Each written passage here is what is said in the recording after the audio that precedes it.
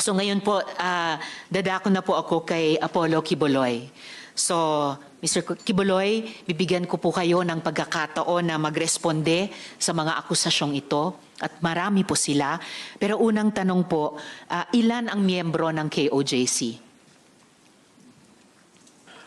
Salamat po, Madam Chair, sa pagkakataong ito na makaharap ko ang lahat ng mga nandirito at narinig ko ang kanilang mga testimonya.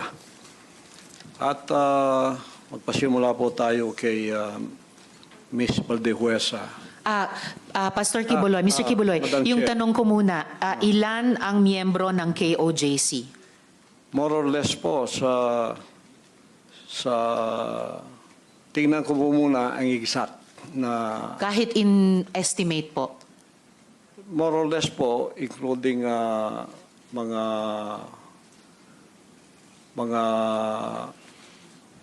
partners, yung ibig sabihin ng partners, yung hindi pa membro, pero covenant partner na sila, mga more or less 7 million. So kasama, so miyembro plus covenant partners, mga 7 million sa inyong pagkabilang. Okay, sa mga follow-up question ko po, dun sa mga testimonya na ng mga victim survivors, sinexually abuse nyo ba ang mga babae at mga menor de edad? At ginamit nyo ba ang relihiyon para i-sexually abuse Wala sila? pong katotohanan yung kanilang mga sinabi. Kung meron po silang mga charges na kriminal laban sa akin, malaya po silang mag-file ng kaso at doon ko haharapin at sasagutin sa tamang forum sa korte ng ating lupa tulad ng kinakaharap namin ngayon. And actually, on that matter and for the record, may at least isa sa victim survivors na dati nang naghain ng kaso sa inyo dun sa Davao, kaya lang dinismiss. Kaya inappeal nila sa Department of Justice. Yun naman pong mga testimonya ni na Ms. Valdehuesa at ni Julia, tinatanggi nyo ba ang mga testimonyang iyon? Tinatanggi ko po. Wala pong mga katotohanan yung kanilang mga sinasabi, kundi sa aking paningin ay kabaligtaran. Ngunit hinahamon ko po silang mag-file ng kaso sapagkat ito ay mga kriminal na mga allegations.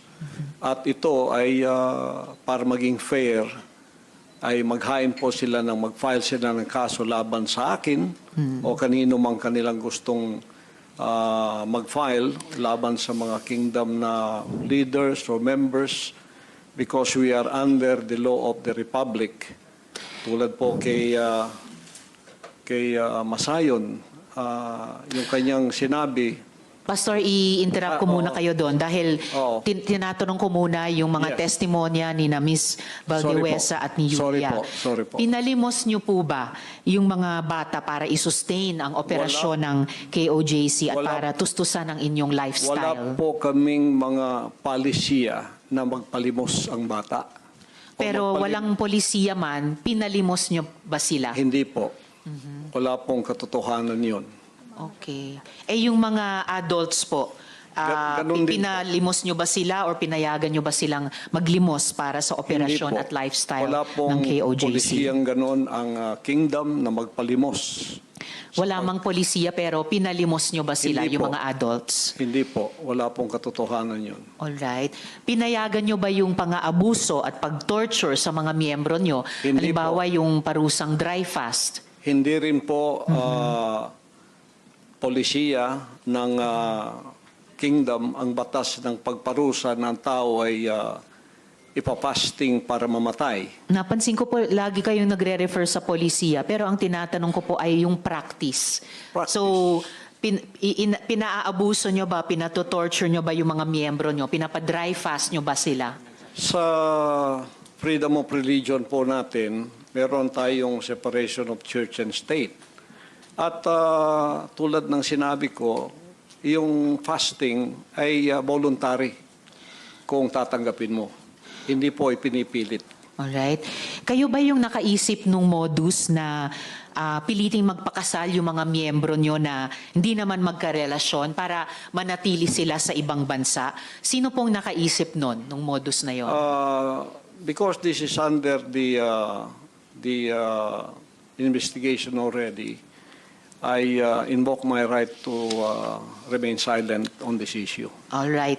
Quickly lang po kay Ate Gingging, yung dry fast po ba, voluntary ba ito? No, for sure. No. All right. Salamat It po. was an instruction. Instruction. So, hindi siya voluntaryo, instruction or utos siya. All right. Salamat po. Mr. Kibuloy, boses niyo ba yung nasa audio file kanina, yung binabantaan mo yung si Stephanie o si Pane?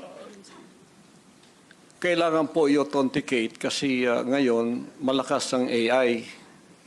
So pero boses niyo ba yon yung nagbabanta kay Pane o kay Stephanie?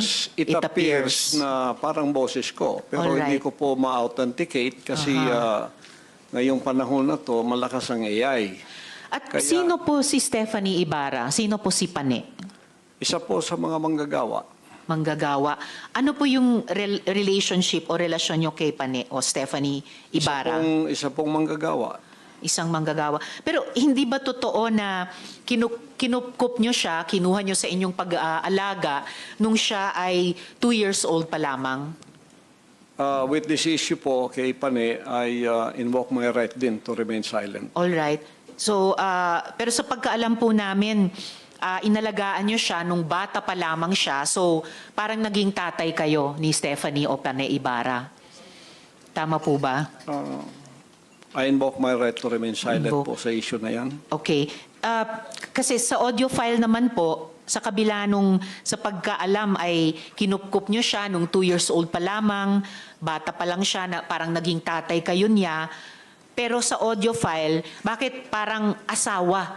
Asawa nyo kung ituring itong si Stephanie o Pane. I invoke my right to remain silent on that Alright. issue rin po. Ngayon po, kino-confirm nyo po ba na meron kayong isang hukbo o private army sa inyong disposal? At ano po iyang tinatawag na angels of death? Yan po ay kasinungalingan at kung yan ay akusasyon, inihiling ko ang accuser na mag-file siya ng kaso laban sa akin. Okay. So, sinasabi nyo kasinungalingan yung isang hukbo na nasa inyong disposal. Opo. Pero ano naman po yung angels of death? Hindi ko po, imbento po nila yan eh. Imbento lamang. Ano ang, kanina po kasi sinabi po ni Sir Edward na yung, ano ba ito? Yung, saan na ba yung notes ko? Teka ha. Okay, Edward. Yung 2nd Metro Davao Signal Battalion ay may kaugnayan sa Task Force Davao. So, ano ang ugnayan kung mayroon ng Angels of Death dun sa DDS o Duterte Death Squad naman? Wala po akong personal knowledge niyan, so I Walang invoke personal my knowledge. right to remain silent on that issue also. All right.